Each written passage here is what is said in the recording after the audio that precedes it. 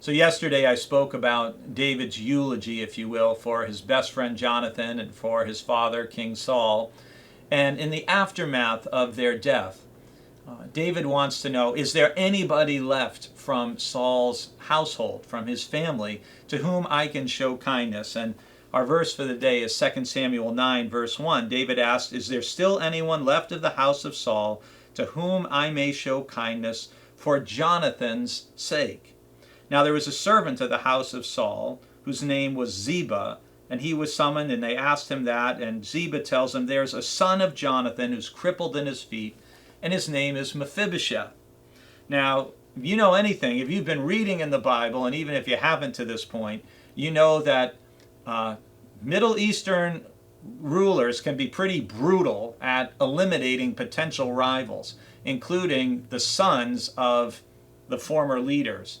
And so Mephibosheth is afraid for his life when he's told that David wants to see him. And he thinks, this is it, I'm done.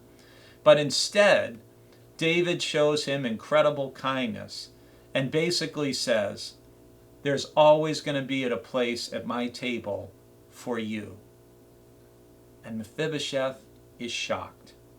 And it's really a great model, I think, for discipleship, both Christian discipleship and even for Jewish hospitality that we see here in the Hebrew Bible.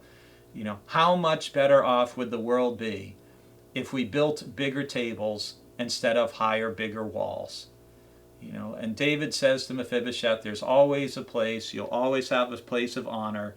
And then the story continues.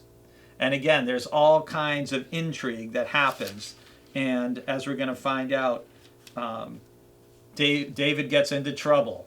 And we'll talk about some of these things later this week.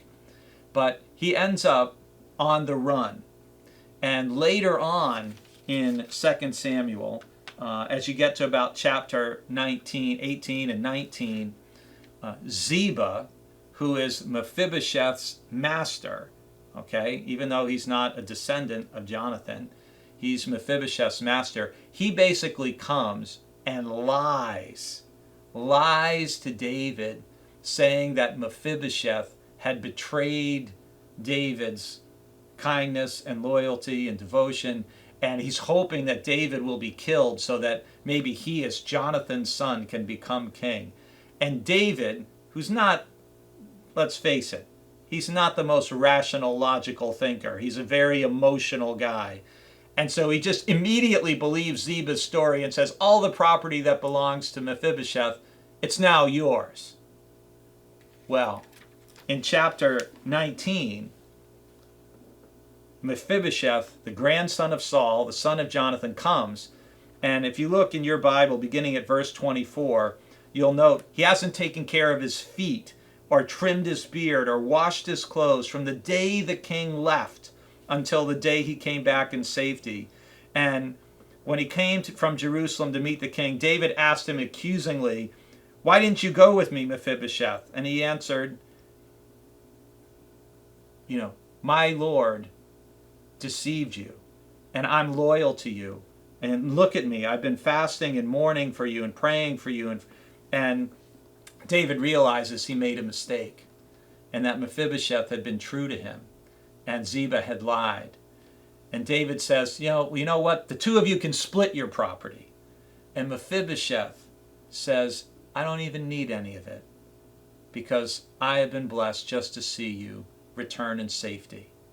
I just find that so touching from the son of Jonathan, that you still see the love and devotion from his son, his crippled son, to David.